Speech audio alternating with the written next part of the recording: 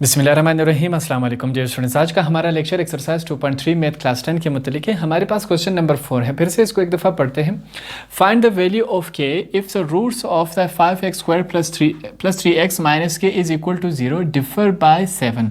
अब ये फिर से उसी नेचर का सवाल है। सवाल को पढ़ने से हमें समझ नहीं आ रहा है ये सवाल, तो हम क्या करेंगे, इस सवाल को सॉल्व करेंगे ताकि ये हमें समझ आ सके। कुछ सवाल सॉल्व होने के बाद आपको समझ आते हैं, ठीक है, और कुछ सवाल आपको पढ़ने से समझ आते हैं। तो ये वाला सवाल सॉल्व होने के बाद आपको समझ आएगा। मैं कोशिश करता हूँ कि आपको आसान अल्फाज में समझा सकूँ ताकि आपको कोई कन्फ्यूजन ना रहे। सवाल को स्टार्ट करते हैं। सबसे पहले मैं लिखूंगा सॉल्यूशन। सवाल हमारे पास क्या है, वैल्यू हमारे पास है 5x² plus 3x minus k is equal to 0। हमारे पास ये सवाल है। अब हम क्या करेंगे, इसको कंपेयरिंग करवाएंगे। मैं यहाँ पर लिखूंगा कंपेयरिंग विद स्टैंडर्ड इक्वेशन। यहाँ पर हमने लिखा comparing with standard equation. Standard equation हमारे पास क्या होता है, ax² plus bx plus c is equal to 0। ये हमारे पास स्टैंडर्ड इक्वेशन है। अब हम क्या करवाएंगे, कंपैरिजन करवाएंगे। यहाँ पर मैंने लिखा हेयर, यहाँ पर a किसके बराबर है, a बराबर है 5 के, b बराबर है 3 के, सॉरी यहाँ पर इज इक्वल टू मैंने नहीं लिखा, b बराबर है 3 के और c बराबर है माइनस के। तो हमने तमाम लिखे। अब सबसे पहले हमें क्या करना होगा, सम ऑफ रूट्स। हमें क्या मालूम करना होगा, सम ऑफ रूट्स। क्वेश्चन नंबर 3 की तरह सम ऑफ रूट्स को हम क्या देंगे, नाम। मैंने नाम दिया अल्फ़ा प्लस बीटा। अब आप कहेंगे अल्फ़ा बीटा आप नाम दे सकते थे, हमने प्लस क्यों लगाया, क्योंकि देखिए लिखा है सम का मतलब क्या है, ऐड होना, जमा होना, इस वजह से मैंने यहाँ पर पॉजिटिव साइन लगाया। अब अल्फ़ा प्लस बीटा हमने लिखा। सम ऑफ रूट को फाइंड आउट, ये हमने क्या किया, सिर्फ इसका नाम दिया। जिस तरह मेरा नाम है, आपका नाम है, हमने सिर्फ इसको ये नाम दिया। इसका फाइंड आउट करने का फार्मूला क्या है, -b/a। अब हम क्या करेंगे, इसकी वैल्यू लिखेंगे। क्या लिखेंगे, सबसे पहले मैंने माइनस लिखा, b की वैल्यू हमारे पास क्या है 3, हमने 3 लिखा। a की वैल्यू हमारे पास क्या है 5, हमने ये 5 लिखा। तो ये क्या है, अल्फ़ा प्लस बीटा की वैल्यू आ गई हमारे पास। अल्फ़ा प्लस बीटा की वैल्यू हमारे पास क्या है, ये रही। इसकी जगह अब हमने वैल्यूज पुट की तो हमारे पास ये इस फॉर्म में आया।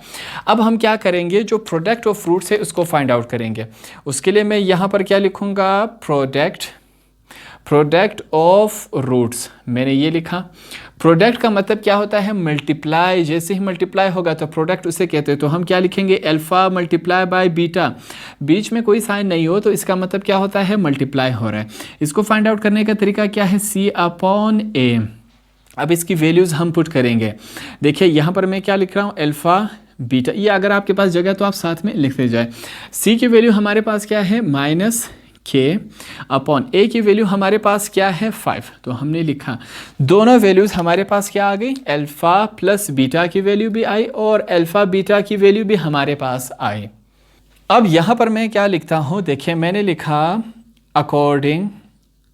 According to the condition. ठीक है, जैसे हमारा कंडीशन है उसके मुताबिक। देखिए अब सवाल अब हमें समझ आएगा। फाइंड द वैल्यू ऑफ के हम फाइंड आउट करें if the value of if the roots of 5x², ये डिफ़र क्या मतलब है, कोई चीज़ में जब डिफरेंस करनी हो तो हम क्या करते हैं, माइनस करते हैं। देखिए इफ़ द रूट्स का जब हम डिफरेंस करेंगे, किस चीज़ का डिफरेंस करें, रूट्स का डिफरेंस जब हम करते हैं तो चीज़ माइनस होती है।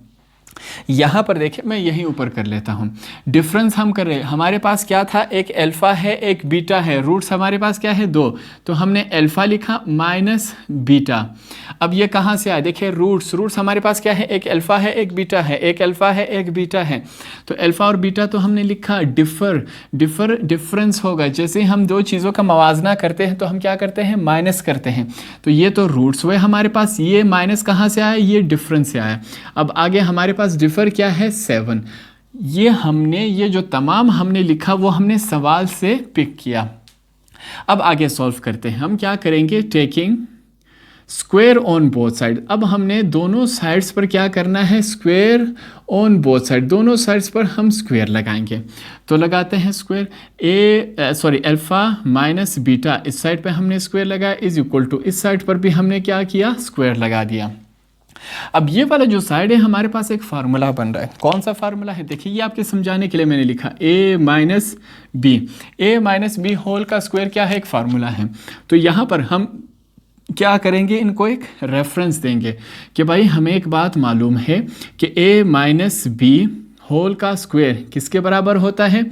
a का स्क्वायर प्लस b का स्क्वायर माइनस 2ab, ये हमारे पास क्या है? इस फार्मूले के बराबर होता है। तो हम क्या करेंगे, इस वैल्यू को हम इसमें कन्वर्ट करेंगे। तो कन्वर्ट करते हैं, यहाँ पर मैं लिखूँगा ए हमारे पास क्या है? अल्फ़ा, हमने अल्फ़ा का स्क्वायर लिखा, फिर लिखेंगे प्लस बी हमारे पास क्या है? बीटा, तो हमने बीटा का स्क्वायर लिखा। अब आगे हम क्या लिखेंगे? माइनस हमने लिखा, ये फार्मूले का हमारे पास 2 आया। ए हमारे पास क्या है? अल्फ़ा, हमने अल्फ़ा लिखा। बी हमारे पास क्या है? बीटा, हमने बीटा लिखा, इज़ इक्वल टू, अब 7 का स्क्वायर क्या होता है? 49, हमारे पास ये इस फॉर्म में आया। अब देखें नेक्स्ट स्टेप में मैं क्या करता हूँ, मैंने लिखा ए का स्क्वायर अल्फ़ा का स्क्वायर प्लस बीटा का स्क्वायर, ठीक है। अब मैं ये खुद से लिख रहा हूँ, ये हम क्या कर रहे हैं? अपने आप से लिख रहे हैं, plus two alpha beta minus 2 alpha beta. ये दोनों जो है हमने अपने आप से लिखे। क्यों लिखे? ऐसी चीज़ हम लिख सकते हैं जिसका सवाल पे असर नहीं पड़ रहा। अब कैसे असर नहीं पड़ रहा? प्लस 2ab माइनस 2ab, ये दोनों आपस में क्या हो सकते हैं? कैंसिल हो सकते हैं। जब कैंसिल हो गए तो इसका मतलब क्या है? ज़ीरो का सवाल पे असर नहीं पड़ सकता। तो ये दोनों हमने अपने आप से लिखे। क्यों लिखे? ताकि हमारा जो सवाल है वो आगे सॉल्व हो सके। ये दोनों हमने अपने आप से लिखे। अब ये माइनस 2ab मैंने यहाँ पर लिखा, माइनस 2 अल्फ़ा और बीटा इज़ इक्वल टू 49, ठीक है। मैंने लिखा a का स्क्वायर प्लस बीटा का square plus 2ab minus 2ab, ये दोनों हमने अपने आप से लिखे। ये दोनों आपस में कैंसिल हो सकते हैं, तो इसका सवाल पे कोई असर नहीं पड़ता, तो हम ये लिख सकते हैं।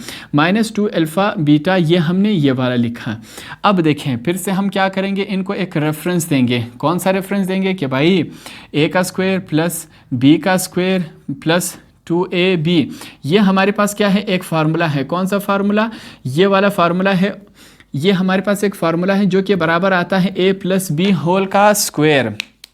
तो इसमें देखिए ये हमारे पास यही फार्मूला बन रहा है, तो हम इसकी जगह क्या लिखेंगे? ये वाला लिखेंगे। लिखते हैं, हमारे पास देखें, मैं लिखूंगा इस तमाम की जगह a प्लस बी। ए हमारे पास क्या है? अल्फ़ा प्लस बी हमारे पास क्या है? बीटा। इसका हमने क्या कर दिया? स्क्वायर। इस तमाम की जगह हमने ये लिख दिया। आगे चलते हैं, माइनस और माइनस क्या हो जाते हैं? प्लस, मगर साइन माइनस का लगता है। 2 और 2 कितने हुए? 4, और अल्फ़ा और बीटा ये दोनों जब आपस में ऐड होंगे हमारे पास ये इस फॉर्म में बनता है। आगे चलेंगे, 49। अब देखें हमारे पास अल्फ़ा प्लस बीटा की भी वैल्यू है और अल्फ़ा मल्टीप्लाई बाय बीटा दोनों की वैल्यूज़ हमारे पास मौजूद है। हम क्या करेंगे? सिंपली ये वाली वैल्यूज़ उठा के इसमें पुट करेंगे। तो हम पुट करते हैं ये तमाम वैल्यूज़ यहाँ पर। देखिए ए अल्फ़ा प्लस बीटा, इसकी वैल्यू हमारे पास क्या है? -3/5। हमने इसकी जगह वैल्यू लिखी होल का स्क्वायर, हमने ये स्क्वायर लगा दिया। आगे चलते हैं, -4। अब अल्फ़ा और बीटा की वैल्यू हमारे पास क्या है? -k/5। हमारे पास इसकी वैल्यू ये रही। साथ में क्या लिखेंगे? 49 इस फॉर्म में आया। बाद अब देखिए हम क्या करेंगे? स्क्वायर को ख़त्म करेंगे। -3 का स्क्वायर क्या हो जाता है? माइनस और माइनस प्लस हो जाते हैं। 3 3 ज़ार 9, तो स्क्वायर माइनस ख़त्म हुआ। नीचे 5 5 ज़ार 25, ठीक है। स्क्वायर जो है वो -3 का भी है और 5 का भी है। जब हमने सॉल्व किया इस फॉर्म में आया। अब देखिए माइनस और माइनस क्या हो जाते हैं? प्लस। 4 जब k के साथ मल्टीप्लाई होगा 4k बनेगा, अपॉन क्या आएगा? 5, होल का अपॉन 5 इज़ इक्वल टू 49। अब इस स्टेप के बाद आगे हमने क्या करना है? Taking LCM. हमने क्या लेना है? एलसीएम लेना है। तो एलसीएम हम इस साइड का एलसीएम हमारे पास क्या आ रहा है? 25। हमने 25 एलसीएम लिया। अब देखें 25 1 ज़ार 25, ठीक है। ऊपर पहले से क्या मौजूद है? 9। साइन कौन सा है? प्लस हमने लिखा। अब देखें 5 5 ज़ार 25, 5 5 ज़ार 25, ऊपर पहले से क्या मौजूद है? 4k मौजूद है, इज़ इक्वल टू 49 इस फॉर्म में बना। अब इनको आपस में मल्टीप्लाई करवाते हैं। 1 9 ज़ार 9 प्लस 4 5 ज़ार 20 k हमारे पास इस फॉर्म में आए। 25 इज़ इक्वल टू 49। अब देखिए नेक्स्ट स्टेप में हम क्या करते हैं, मैंने लिखा 9 + 20k इज इक्वल टू 49। ये जो 25 है यहाँ पर क्या हो रहा है, डिवाइड, इज इक्वल टू के इस तरफ आके ये क्या हो जाएगा, मल्टीप्लाई बाय 25। अब इसको हम मल्टीप्लाई करवाते हैं, 9 + 20k इज इक्वल टू, इसको हम मल्टीप्लाई करवाएंगे, कैलकुलेटर से चेक करते हैं। मैं लिखूँगा 49 मल्टीप्लाई बाय 25, हमारे पास आया 1225। क्या आया, 1225 इस फॉर्म में आया। आगे चलते हैं, मैं लिखूँगा 20k इज इक्वल टू 1225। ये जो 9 है यहाँ पर क्या हो रहा है, प्लस हो रहा है, इज इक्वल टू के इस तरफ आके क्या हो जाएगा, माइनस हो रहा है। अब इसको माइनस करवाते हैं, क्या है हमारे पास, 20k इज इक्वल टू 1225 में से 9 माइनस हुए तो हमारे पास क्या बनेगा, 1216 बनेगा हमारे पास। ये जब बना, अब चलते हैं आगे, ठीक है। जब इससे ये वाला माइनस किया, हमारे पास ये वाला शेप बना। अब देखिए k इज इक्वल टू 1216 हमारे पास, ये जो 20 है इस तरफ क्या हो रहा है, k के साथ मल्टीप्लाई, इज इक्वल टू के इस तरफ आके क्या हो जाएगा, डिवाइड हो रहा है हमारे पास। अब इसको डिवाइड करवाते हैं, देखें k इज इक्वल टू 4 5 20, ठीक है, 4 3 12, 4 4 16, तो हमारे पास क्या है, 304 अपॉन क्या आया हमारे पास, 5। जब हम कैलकुलेटर से फिर से जब आप इसको इसमें डिवाइड करवाएंगे तो आपके पास आंसर क्या आएगा, 60। ये वाला आंसर भी आपके पास ठीक है, मगर आपके किताब में ये वाला आंसर दिया है। जब आप इसको फिर से डिवाइड करवाएंगे तो आपके पास ये वाला फॉर्म बनेगा। दोनों आंसर्स आपके पास क्या है, बिल्कुल ठीक है, मगर किताब में आपके पास ये वाला आंसर दिया गया है। हमसे सवाल में भी यही कहा गया था कि आपने क्या फाइंड आउट करना है, तो हमने क्या फाइंड आउट कर लिया। इस तरह आपका ये क्वेश्चन नंबर 4 भी कंप्लीट हुआ।